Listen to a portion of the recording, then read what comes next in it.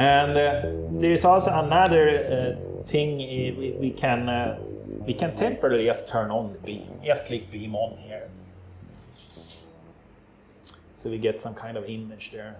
Change to the SE detector also. This is, I mean, we're just watching straight down in the bottom of the chamber, the gearbox basically of the stage. But what I want to show here is that now we have a real image showing on the screen. And then you can see, if you put the mouse here, you see this blue button that says continual. On this machine, blue button means it's turned on. If it's gray, it is off.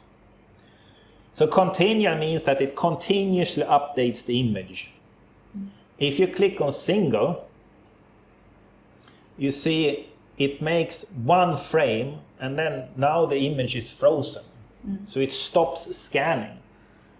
And now you see everything is gray there. So if you want to take a new snapshot, then you can click either single or you can click acquire. So if you click acquire, then it starts to save, what shall I say, a real image. If you click on single, then you get just a single frame in that real-time image. And the reason why I want to emphasize this is that this is by accident, new users tend to click on single. And then they're wondering, why doesn't the image update? So this is very, very common mistake. So the answer to this is to click on this continual. You don't have to scan it, you can break it and cancel it. And then you can go back to continual there. So then it turns blue and we get the scanning back there. Yeah. But what is the purpose of using this? The purpose of using this is that when you're having, what shall I say, you work at very high resolution at very low voltage. Then, as I said earlier, you tend to contaminate the sample when you're scanning it. So if you don't scan the sample, then you don't contaminate it. So taking a single image is beneficial in that case. You cannot afford to continuously scan because it continuously degrades by this contamination. The other reason can also be if the sample is very sensitive from the beam. If the sample might only survive one scan. And if you do continuous scanning, then the sample is destroyed basically. So that is the reason why we have these nobs. All right, so we can just continue down the menu here. So now we have all these numbers. It says scan mode, high voltage, magnification. So these are the main settings that is most commonly used by the operator. And above we also have this pad. So now it's a blinking icon there. So this is the trackball basically. So we can operate this function. Now it is set on rotation. And we can change rotation by turning on the trackball. And when this is blinking, then there's a key lock on the trackball. So if you click on the button on the trackball here, you see the key lock goes away. And now you can, if you move the trackball, now we change the rotation. And rotation is the thing we talked earlier about, the beam scan rotation. So when you rotate it now, you actually rotate the appearance of the image. We don't rotate the chamber because we're looking at the gearbox of the stage there. So if we click on something else here, like a view field, for example, then you see now view field is on the pad and the trackball is controlling that function. So the trackball always have, what shall I say, can have any type of function. It depends, you choose what the trackball is supposed to do. And the nice thing with the trackball is that the trackball can be moved both in horizontal direction but also in vertical direction. So some parameters, like a stigmatic correction, for example, is a two-dimensional parameter.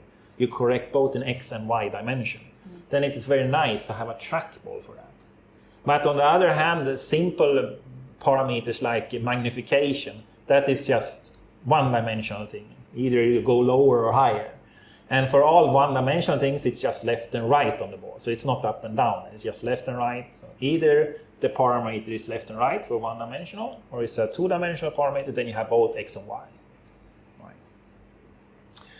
And in front of us on the desk here, we also have more things than trackball. We also have a dedicated panel that shows magnification, working distance, and stage control with dedicated knobs.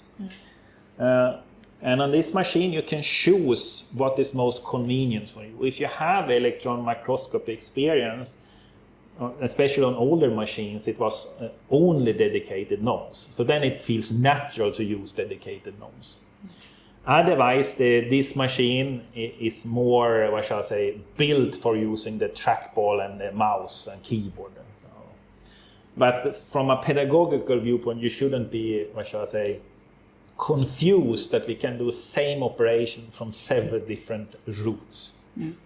So that's just a convenient thing. In the end, you decide yourself which way you want to go. Then we have the detector menu.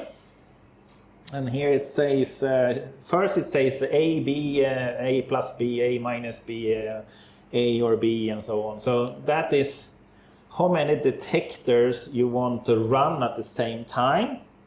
And A plus B and A minus B is actually addition or subtraction of two detector signals. I will say in modern days, this is not used at all. This was something that was used in the old days when you have analog films that you took of the scanned image. You have a Polaroid film, basically. And then you could mix backscatter and secondary signal to get a better contrast in the image and so on. But from a scientific perspective, this is, what shall I say, very stupid to do, because in modern software you can take both signals and then you can afterwards you can add them digitally if you want to have these kind of things. But I will say this is not used anymore, because this was a hack for the old days and now we don't really need that. But having multiple detectors running at the same time, that is actually very convenient, because many times you want to have several detectors informations, and instead of wasting time of scanning the same area again with the second detector, you can scan just once with all detectors. That is very beneficial. So right now it says channel A. We only have channel A on, and it says SC. And SC stands for secondary electron detector in the chamber. And LEBC, that stands for the low energy backscatter electron detector in the chamber. So that is the retractable detector that we talked about earlier. And then we have it says STEM HADF, no, high angle dark field perhaps. So that is the STEM detector, and then we have the in-beam secondary electron detector, in-beam backscatter electron detector, and then we have the regular STEM bright and dark field detectors. So for normal operations, you work in the top one, secondary, the second one, LEBC, or those in-beam versions, basically. So you can keep it on SC. No, keep it on SC. Then we have, it also says some numbers there, percentage, right? So that is the brightness and contrast of the detector. And you can set this manually, and you can use automatic function to automatically configure this. The automatic configuration is very excellent on this machine, so I would say you will use that in 99% of the cases. The second menu there is called the motorized RBSC. Since I said it was a retractable backscatter electron detector, that's what it says, RBSC. So to use it, we need to insert it, and we can also extract it. And so it's a little bit confusing when the menu says motorized RBSC, but in the channel it is called LEBSC. So the LEBC is that particular detector. One could have expected them to use the same name, but actually the LEBC is a special detector on this machine. It's a scintillator detector, it's not a standard silicon detector. So it is, LE stands for low energy, which means it can actually collect backscatter signals down to 500 volt, I think. Although it's less useful at very low voltages, but a regular silicon backscatter electron detector cannot operate at low energies. Then we have, you see there's a plus sign and minus sign. So that means if the menu is unfolded or folded. So we have a similar panel for the STEM detector. We will not talk about that today. Then we come to the electron beam menu. And here it says, we see it already says beam on since it's blue. So on means blue. So if you click on it, you see it becomes gray. And it still says beam on, but it's gray, right? so gray means it's off. And on a field emission electron microscope, the beam is actually always on, 24/7. It is just it's a valve that when you click beam on, the valves open, and then the sample is exposed to the beam, and you see the image.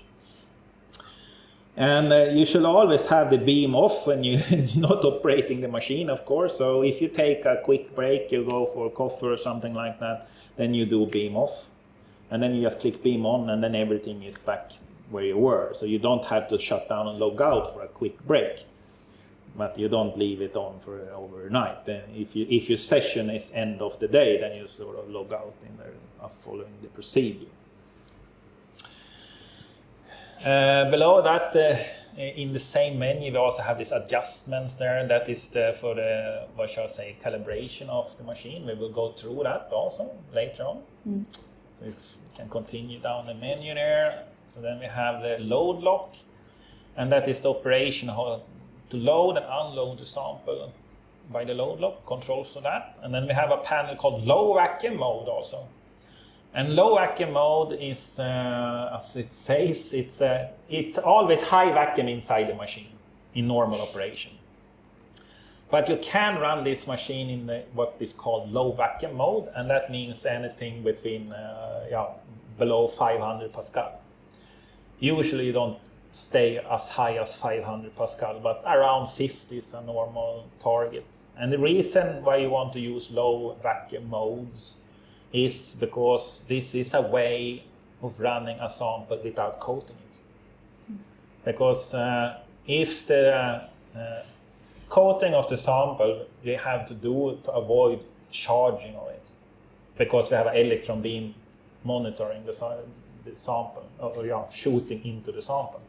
But if you have some kind of gas inside there, a little bit of air, 50 Pascal around that, then that gas will be ionized and collect the charges from the surface that we're introducing by the electron beam. So the gas will neutralize that charging problem.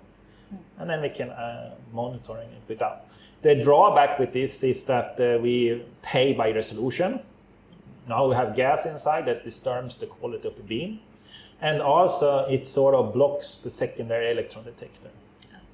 Since there is gas inside, the secondary electrons that are very slow speed, they cannot reach the detector because they need to pass through the gas, and they will not manage that. So then we have to rely on the backscatter electron detector. That's the only detector that is operational on this machine. You can buy, what shall I say, more like, what shall I say, secondary electron detectors that works in a little bit sneaky way to circumvent this. Basically, it is a light amplifier. So when the secondary electrons interact with the gas, it creates lights inside there, and then you can pick up that light and sort of measure that secondary electron signal. All right, the last part there, or second last part, is 3 green bars. This is the pressure. It's a differential pressure system. So on top of the gun, in a field emission microscope, you have a very high, this is very weird terminology. When you say you have a high vacuum, that means the pressure is very low. So it's ultra high pressure in the gun, minus 10 to the minus 8 Pascal there, it's less than that. In the column, there is a little bit higher pressure, or low pressure, I don't know how we should go here. 10 to the minus 5, and in the chamber it is not so strong vacuum really, 10 to the minus 2. So it's a factor of 6, power of a factor of 6 between the gun and the chamber. As a user, you don't need to take care of the numbers here. You don't need to know so much about vacuum levels. As a user, you need to know that you want green bars. Even if the vacuum is wrong and you, what shall I say, not suitable for operation, then it will be red. So that is what you need to be concerned of here. And the bottom part, you have 3 buttons. It's called pump, vent, and standby. And pump means that the vacuum system is on and everything is evacuated, and that's the reason why you have green bars. If you come and log into the system and you see that you have red bars on the column and chamber, and the pump icon is gray, that means the pump is off. And that means the system has been in standby mode. So then you need to click on pump to turn on the system and wait for the vacuum to become normal. The button called vent there, that is to open the main chamber. If you don't want to load sample through the airlock, normally we always want to load to the airlock, but there are, what shall I say, special cases. Like you have a very big sample that doesn't fit. The sample size that can go through the airlock is like maximum the width of the carousel, which is about 2 inches, and the thickness is a maximum 1 inch. So anything bigger than that needs to go through the airlock, and then you need to load that manually. So this is how to open the big chamber door. What shall I say more? It can also be if you're using, for example, the STEM detector and so on. I mean, then there's a special sample holder and so on. So then we need to do that also through the main door. But otherwise, we don't recommend load anything through the main door.